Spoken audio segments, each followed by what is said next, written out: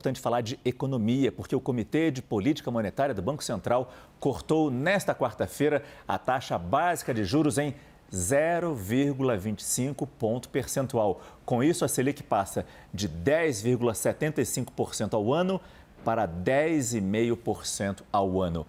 Nossa analista de economia, Thaís Herédia, está aqui no estúdio com a gente. Te pergunto, Thaís, boa noite. Antes de mais nada, mais importante do que essa queda continuada e mais importante também do que essa redução muito clara, o que mais você destaca na votação que tivemos hoje lá no BC? Oi, Márcio. Boa noite para você, boa noite a todos.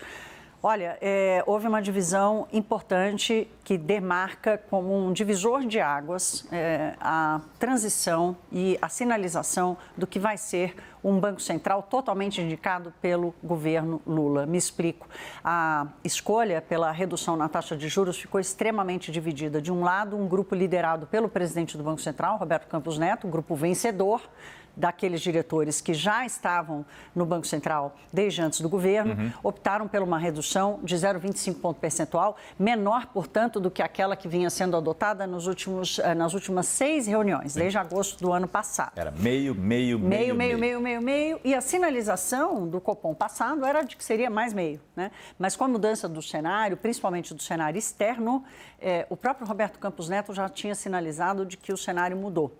Do outro lado, os 4 diretores que foram indicados pelo presidente Lula, liderados pelo Gabriel Galípolo, que hoje é o nome favorito para assumir a presidência no lugar de Roberto Campos Neto, optaram por uma redução maior de meio ponto percentual, foram derrotados pela maioria que foi formada com o voto do presidente do Banco Central, Campos Neto. Campos Neto termina o seu mandato em 31 de dezembro, mas a transição e a escolha do próximo nome já vem sendo tratada como uma preocupação, inclusive é apontada, Márcio, essa preocupação com a nova gestão do Banco Central, aí sim totalmente formada pelo governo Lula, é uma das explicações para o fato das expectativas da inflação estarem fora da meta de 3% para os próximos anos, porque há uma percepção de que vai haver leniência com a condução da política monetária, que é o ponto mais importante de hoje, portanto, Márcio, que é Gabriel Galípolo, apontado já como favorito, um nome extremamente ligado ao presidente Lula, pessoalmente,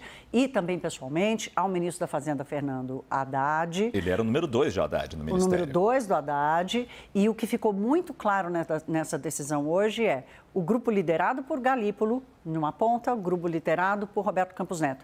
E também Campos Neto traçando essa linha para dizer, olha, a partir daqui eu termino o meu mandato seguindo a visão que eu apresentei desde o começo, né, do governo Bolsonaro. Ele vai ter completado 6 anos à frente. E o grupo liderado por Gabriel Galípolo começa a sinalizar, portanto, a sua visão sobre a condução da política monetária. Eles já votaram juntos. Galípolo e Roberto Campos Neto já concordaram na reunião passada, se eu não me engano, no mesmo índice de queda da taxa de juros. Neste momento, votam em direções opostas.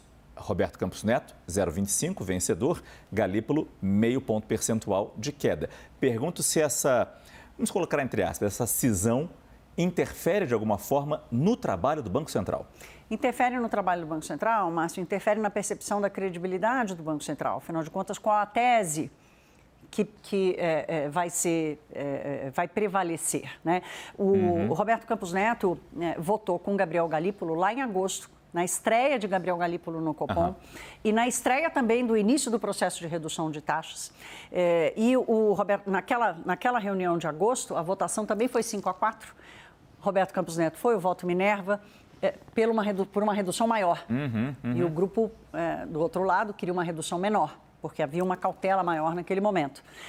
Desde então, eles foram unânimes, todas as decisões foram unânimes até hoje. E hoje, então, essa cisão, e a partir daqui, certamente a gente vai assistir, a gente vai testemunhar novas divergências enquanto Campos Neto estiver no comando do BC.